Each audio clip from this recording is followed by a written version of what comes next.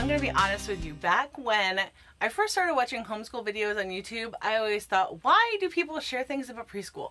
Preschool is so easy. All you do is just give your kids some, letters and blocks and things like that, and they just, learn how to do things. But the longer that I've homeschooled, the more that I realized that when you have a bunch of older kids in the mix with your younger toddlers or preschool aged kids, you really need something to keep them occupied. When I had just a bunch of kids that were in those younger ages, they would play together, they would do puzzles, they would do all kinds of things together, and it wasn't a big deal. But now that I have 5 kids, my youngest child is 4 years old, and he really needed something for preschool. I just really felt like I needed to do something for him for preschool. It just wasn't enough to just play and do puzzles and things like that during the day. So, as you may know, I signed him up for a preschool class 2 days a week, and we have since withdrawn him from that. So he is officially a preschool dropout. He was going to go to preschool and now he's not. And there are lots of reasons why we did that. I did a video all about how we completely changed so many things in our homeschool this year. I'm going to link to it up above. Go ahead and check it out and you can kind of hear all of those reasons. But right now I'm just going to talk a little bit about preschool and my thoughts on preschool and what I'm going to do this year with him. My 4-year-old's name is Eric. He is the youngest of our 5 children, and in all honesty, he is just very, very bright. He is a smart kid. He has an amazing memory, but he's also a very active kid, and he does not like to just sit around and do nothing. He likes to be busy. He likes to have something to do. And so over the years, or year probably, I've been able to keep him occupied with like games and puzzles and things like that. I shared in a preschool video like the resources that he really loves, like the games and things like that. And so yeah, he does those a lot of the time, but we're at the point right now where he's going to be turning 5 in this upcoming school year, and it's time for him to do something more formal. So that's why I signed him up for preschool, but then I, withdrew him from preschool. So now he's not signed up for that anymore. But what I am going to be doing with him is this, The Good and the Beautiful. This is their what is it called? The Level K primer, or primer, depending on how you say it. But this only has 34 lessons, and he already knows a lot of the content in this. When I purchased this, I thought it was going to be the perfect fit for him. But since then, he's just had this like blossoming of knowledge. It's amazing. Just today, he was able to count to 100, then he counted by 10s to 100, then he counted by 5s to 100, he counted by 25s and 50s. Like, I don't even know where he learned all this stuff, but he just knows things, and he's starting to sound out words. He can recognize all of his letters, knows almost all of his letter sounds and things like that. So I'm definitely going to do this with him because I purchased it and I want to use it. So we're going to go through this, but it should take us probably maybe a month and a half or so to go through this entire curriculum, this course book. And then I have decided that we are just completely moving on from preschool. We are not going to do any more preschool at that point. We're going to be completely done with it, and we're just going to start kindergarten work. So I'm going to show you all of the things that are technically in his like preschool year because he's only 4, but it's a lot of kindergarten stuff. So the first thing is kind of a tried and true book. It is the Teach Your Child to Read in 100 Easy Lessons. I'm going to try to do this with him. I'm not sure exactly if it's going to go very well or not. I'm not quite sure what age they say you can start this book at. I'm trying to peek and see. I'm pretty sure that you can start this with a preschooler, with a 4-year-old. It says on the back something about, are you worried? No. Is your preschooler bored with coloring and ready for learning? Yeah, my preschooler is totally bored with all that kind of stuff. He's ready for something really formal to get him reading because he can already do math. That's not an issue for him. He knows his colors and his shapes and all those kinds of things. He can cut with scissors. He definitely needs to learn writing. That's something he does not know how to do. And then obviously the phonics and the reading. So I'm going to try to do this with him. And then another book that I have that I'm probably going to do with him is this Phonics Pathways book. This is an amazing book for teaching phonics. And it's a lot of repetition, but it's super easy for a young child. So I really like Phonics Pathways. Did I call it Phonics Museum? I don't know. It has tons of repetition, lots of memorization, which is what 4-year-olds are really good at. They are really good at taking in a ton of information and just kind of memorizing it all. So I think this will be really good for him. We'll see how it goes. I don't know if it's really designed for a 4-year-old, but I think it would work really well with a 4-year-old. So I'm going to try this out with him. And then I've got just a bunch of these workbooks, lots of different workbooks here. So I've got this really cool wipe-off book, and it's just about thinking skills. And I love these wipe-off books because he can do that. As you can see, he's already done them. He can do them over and over again. And this is the type of thing that I can give to him when I'm working with my other 4 children. And then he can just do this book because he already knows how to do it. And then you just wipe it off and start all over again. This next book, I definitely got this at the Dollar Tree. It is the numbers 1 through 12, and it is a really, really simple book. Whoops, stickers are falling out of it. There's stickers in here. It's a really, really simple book where you learn how to write the numbers, which he obviously knows his numbers, but he needs to learn how to write the numbers. So this is going to be perfect for him to do this. This is something I can just give him to do while I'm working with the other kids as well. This is also from the Dollar Tree, and this is an alphabet workbook. The same idea where you are just basically writing the words or letters over and over again and just getting a good grasp on how to do your handwriting. I think before I give him this book, I will do more formal handwriting with him to teach him exactly how to shape the letters and all of that, because it's very important to learn that properly at a young age, because as you get older, you're able to write quicker and you're able to, it is able to be read easier by other people. So if you teach them correctly when they're young, rather than letting them kind of like fiddle and trace things, it just goes a lot better down the down the road in the future. And then this is an Usborne Wipe Clean First Words book. This is going to be one after we've kind of gone through a lot of the phonics. I will give him this book, and it's just a matter of tracing with the dry erase marker, and then you can just erase it when you're done. This one is definitely the best quality of the bunch. The Usborne books are just the best.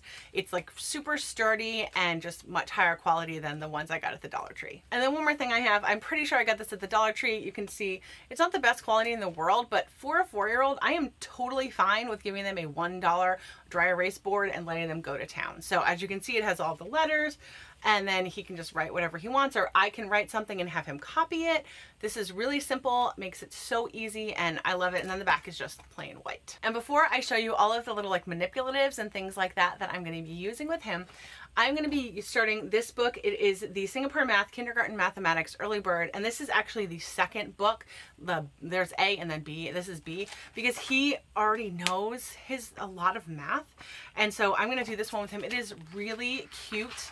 As you can see, it's really colorful, really fun. So I know he's going to love this, but this is something I will definitely, you know, sit side by side with him and do this workbook with him. But yeah, and we also have CTC Math online that I can do with him as well. So those are the types of things we're going to be doing for math. I also have our Unifix cubes and things like that just for counting and adding and multiplying. He can add really, really well. He's actually adding like 3 numbers in a row now, not 3-digit numbers. He's not adding that.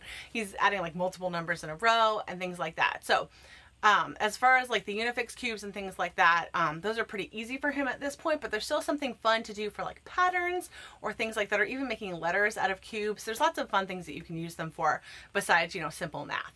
And then I have this bin right here. I am not a huge manipulatives teacher at all. I'm just really not. I am all about actually doing the work in a workbook. That's just the way I am, and that's the way a lot of my other kids have been. But I've got a few things in here that I'm going to show you. Let's start with a few things that I got at the Target dollar spot. So the first one I got was this really cute felt money pouch. So it has different dollar bills and different coins, and then it's got little like things for sale, basically like what they're worth. So there's an apple and it's 63 cents. And so the kid has to find the 63 cents to be able to get the apple. So I think this is really cute, really simple, something I think that down the road, maybe not right away, but down the road he'll be able to definitely do this. And it's something he can do fun, or that made no sense. It's something that he can do that would be fun to do with his older siblings. I'm sure they would love playing this with him. So I think this was a good purchase for just $3. I got both of these in the Target dollar spot as well. They were both $1. And these are awesome. I love these things. We have a couple of games that are like this, but this one is, oops, it's upside down. It's backwards and upside down, sorry. So this is the Alphabet Connect, and it has the letters and you match it with the animal, or are they all animals? I'm not sure. The object that goes with the letter. So you've got the E and it goes with elephant. You have P and it goes with parrot. So that's pretty cute. I know he will love that because we've done other things like that before. And then this one is the Complete the Word. And this is obviously one that is for down the road. Not right now. He probably can't really do this right now, but this is really great. So I love these for $1. I mean, seriously, what a good deal. They're cardboard, they're good quality, and they come in this nice little box. So they're great. And then my mother-in-law picked up a few things that I'm going to be using with him. I think she found these at a yard sale. Maybe, I'm not quite sure. These are the matchmakers, and I'll open it up or pull it out so you can see it. So there is all kinds of things here that you can match up. There's even one that has letters and things like that, and shapes and patterns. And so you basically just match them by taking the string and going from one to the other. And then I also have a couple more of these as well. I have the addition one and the subtraction one, and these are really simple. All you do is it says +3. So if you have 2 on this side, 2 + 3 is what? And you have to find it over here. So you wrap the string from the 2 to the 5. And the same idea with the subtraction one. So this one's taking away 3. So 4 take away 3 goes over to the 1. So it's pretty simple, but these are fun. These are fun little manipulatives to, you know, do math. And then lastly, in this little tiny box of manipulatives, I got these also at the dollar spot. Ouch. I got these at the dollar spot, and the first pack is of letters and the second pack is of numbers, and I think it also has, it has shapes as well. And what you do is you use these, which I have wrapped up or put away in their own little containers. It is this Floam stuff. So I have 4 different colors of this Floam. It came 2 Floam colors to a pack. So I have the letters pack and the numbers pack. So, whoops, it almost fell. So I have 4 different colors of Floam, and basically all that you do is you take out the Floam from the package and you kind of like shape it on the letter. So you'd make an A out of the Floam, or you'd make the number or the shape or whatever it is. And it's just a fun way to kind of, especially for letters, one of the really great ways to teach letters is not just by writing it with a pencil. It's by shaping it, making it out of Play-Doh, out of clay, tracing it in sand, things like that, just to get kind of like the feel of the letter. So this is really great. And because you can do that too. You could just trace it. I bet you could even write on this with a dry erase marker. Don't quote me on that. Don't ruin your cards if you've got these, but I don't know, maybe you could.